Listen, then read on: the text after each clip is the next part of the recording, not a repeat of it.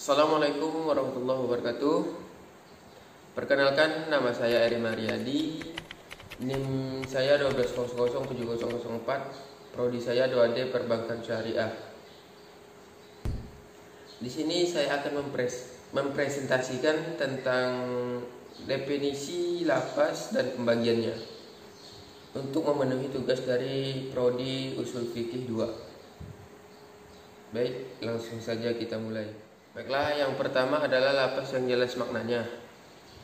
Dalam lafaz yang jelas maknanya terdapat dua pendapat. Yang pertama, pendapat dari jumhur ulama atau mutakallimun menjelaskan bahwa lafaz yang jelas maknanya terbagi menjadi tiga tingkatan maksudnya, yaitu nas, jahir, dan muzmal. Yang kedua, pendapat dari kalangan Hanafiyah. Menurut kalangan Hanafiyah terdapat 4 macam, yaitu jahir, nas, mufassar, dan muhkam. Urutan tersebut menurut kalangan Hanafiyah menggambarkan tingkatan kejelasan makna yang dimaksudkan sebuah lafaz dari tingkat kejelasan dengan kualitas terendah hingga yang tinggi. Yang kedua adalah definisi pembagian lafaz yang jelas maknanya. Seperti yang saya jelaskan tadi, ada dua pendapat, yaitu dari jumhur ulama atau mutakallimun dan kalangan Hanafiyah. Jadi di sini saya akan menjelaskan pembagian-pembagian dari kalangan Hanafiyah. Baik, yang pertama zahir. Zahir secara bahasa adalah lafaz yang bisa dipahami maknanya secara langsung tanpa ada kesamaran, atau suatu lafaz yang sudah jelas maknanya. Zahir juga dapat dipahami secara jelas hanya dengan mendengarkan bunyi lafaznya.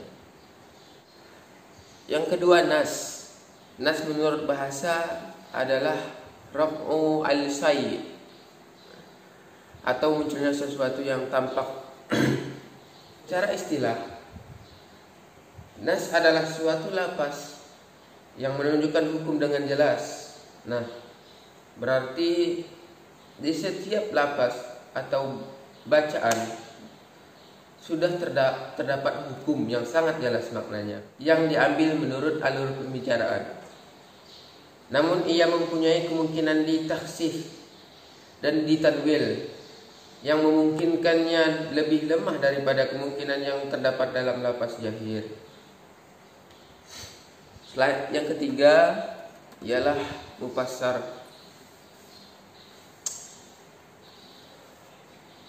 Mufassar ini adalah lafaz yang menunjukkan suatu hukum dengan petunjuk dengan tegas dan jelas, sehingga petunjukan itu tidak mungkin untuk ditanwil dan ditakhsis, tapi dapat dinasih ketika masa Rasulullah SAW.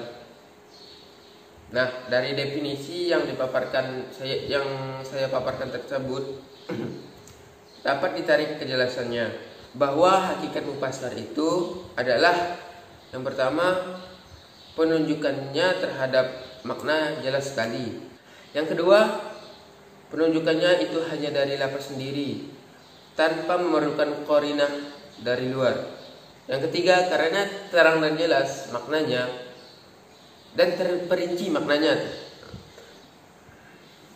Mahkam ialah lafaz yang menunjukkan makna yang dimaksud, yang memang didatangkan untuk makna itu.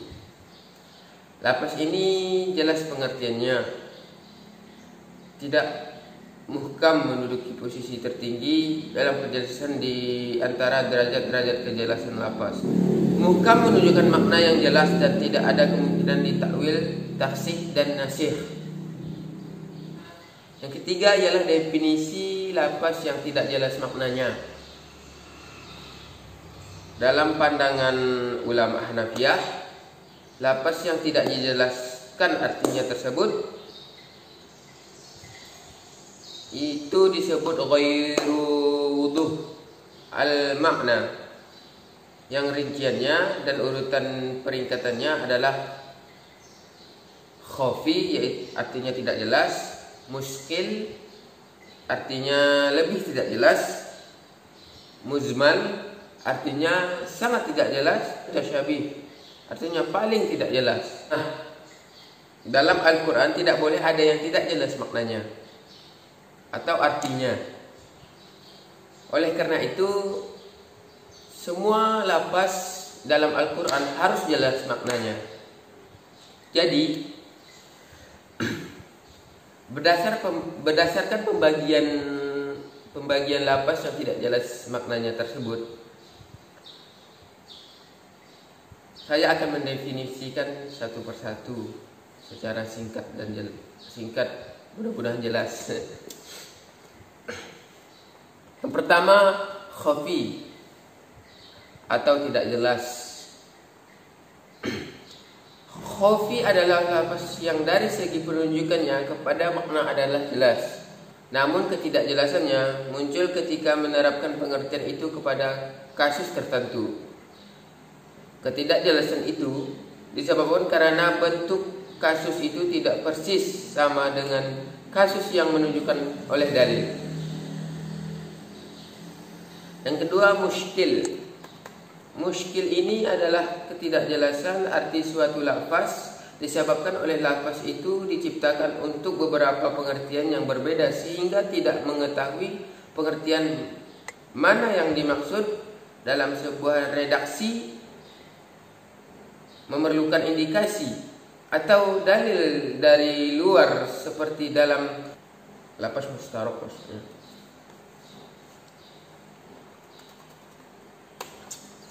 Yang ketiga, muzmal.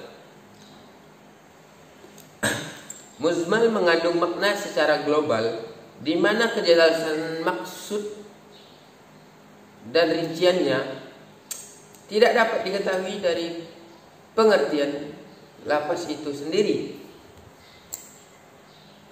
Untuk membuat kejelasan lafaz tersebut bukan dengan jalan ijtihad,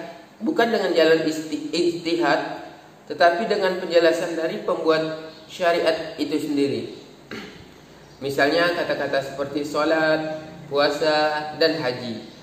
Lafaz-lafaz tersebut dijelaskan lebih lanjut oleh sunnah-sunnah Rasul untuk menjelaskan istilah-istilah yang melekat pada lafaz-lafaz tersebut. Yang keempat atau yang terakhir dari pembagian lafaz yang tidak jelas maknanya ini ialah mutasyabih. Nah, mutasyabih ini adalah suatu lafaz yang tidak menunjukkan kejelasan maknanya dan tidak pula ada dalil yang menjelaskannya. Seperti ayat-ayat Al-Quran yang terpotong di awal surat, misalnya alif lam mim di dalam surat Al-Baqarah ayat 1. Itu merupakan lafaz yang tidak menunjukkan kejelasannya, makna yang jelas, dan tidak pula ada dalil-dalil yang menjelaskan ayat tersebut. Mungkin sekian video dari saya. Mungkin masih banyak kekurangan dari saya dalam menjelaskan ini. Bila ada salah kata mohon dimaafkan. Bila ada kekurangan materi mohon ditambahkan ya. Misalnya saya semampu saya lah untuk memahami. Demikian dari saya. Assalamualaikum warahmatullahi wabarakatuh.